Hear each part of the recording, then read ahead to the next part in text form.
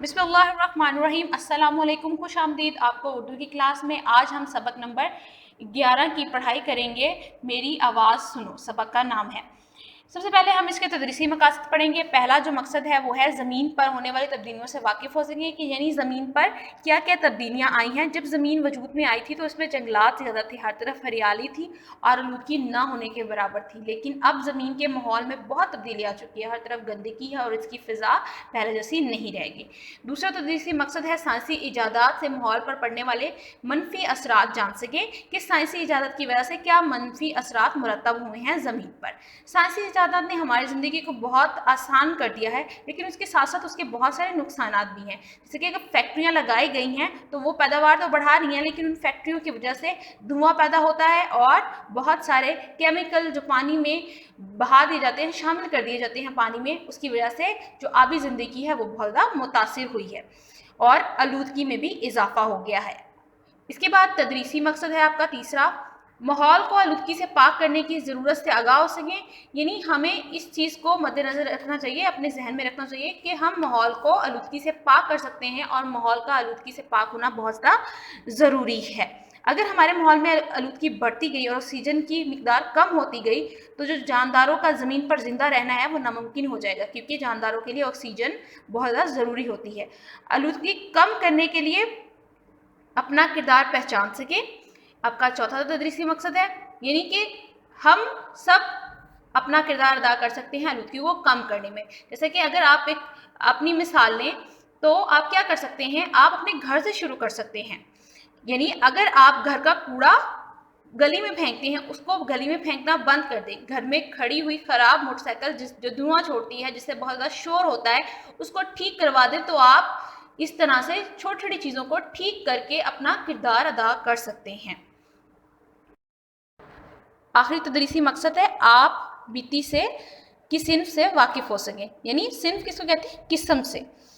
آپ بیتی کیا ہوتی ہے کہ اپنی کہانی کو آپ بیان کرنا، یعنی خود بیان کرنے کو آپ بیتی کہتے ہیں، اور یہ سبق زمین کی آپ بیتی کی صورت میں لکھا گیا ہے۔ اب ہم پڑھیں گے اس کے خاص الفاظ۔ خاص الفاظ میں پہلا لفظ ہے بے تحاشا، ساتھ میں معنی دیے گئے ہیں، یعنی بہت زیادہ، برق رفتار، بجلی کی سی تیزی، یا پھر آپ برق رفتار کہہ سکتے ہیں بہت تیز ہونے کو۔ کثافت، گندگی، غارت، تباہ و برباد، غرض و غایت، اس کا جو معنی ہے وہ ہے مقصد۔ اب ہم اس سبق کی پڑھائی کریں گے۔ آپ نے جب اس سبق کو پڑھنا ہے تو آپ نے اس کو پورا پڑھنا ہے۔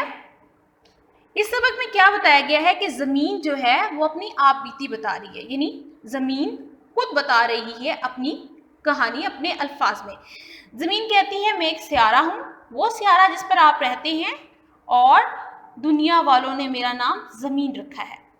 میں ہزاروں سال پہلے وجود میں آئی اور میں جیسی نظر آتی ہوں پہلے ایسی نہیں تھی۔ میرے سینے پر جنگل تھے جس میں جانور پھرتے تھے، دریاؤں اور سمندروں کا پانی صاف تھا، ماحول پرسکون تھا، اور اب جو انسانوں نے درختوں کو کاٹنا شروع کر دیا ہے، جب بھی کوئی درخت کٹتا ہے تو مجھے بہت زیادہ دکھ ہوتا ہے، افسوس ہوتا ہے۔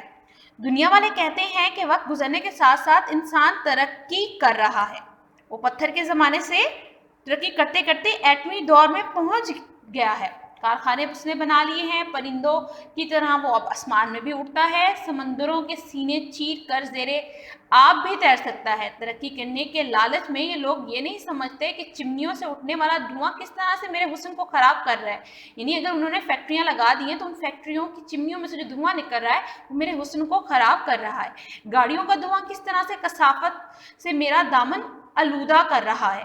ایٹم بم کی ایجاد پر انسان کو بڑا فخر ہے، لیکن اس کے نقصانات کے بارے میں بھی اس نے نہیں سوچا ہے۔ جب ایک ایٹم بم کا دھماکہ ہوتا ہے کسی بھی جگہ پر تو وہاں پر جو زندگی ہوتی ہے وہ ختم ہو جاتی ہے، وہاں پر کوئی جاندار بھی پیدا نہیں ہوتا ہے کافی عرصے تک، نہ کوئی انسان نہ کوئی جانور، اور جو جانور اور انسان ہوتے ہیں یا تو وہ مر جاتے ہیں یا پھر وہ معذور ہو جاتے ہیں۔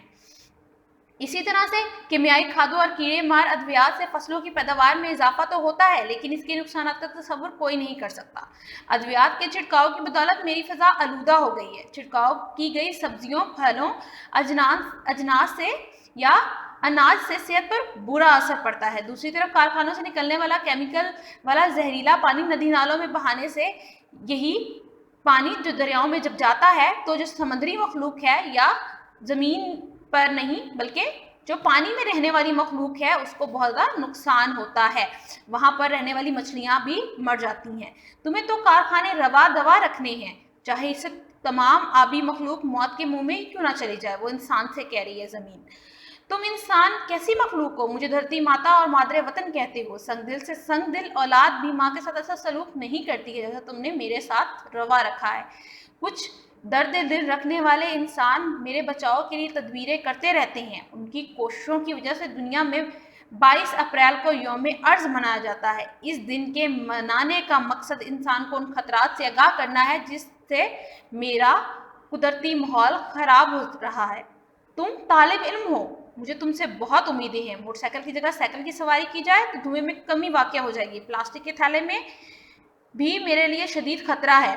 कारखाने दारों तक भी मेरा ये पैगाम पहुंचा दो कि कुछ तदबीर इख्तियार करके कुदरती माहौल को बचा लें। तुम क्या सोच रहे हो, यही ना कि इतना बड़ा काम और मैं नन्हा सा तालिब इल्म, मुझे अकेले से क्या बन पाएगा। ये सोच दिल से निकाल दो। याद रखो कतरा कतरा मिलकर दरिया बन जाता है।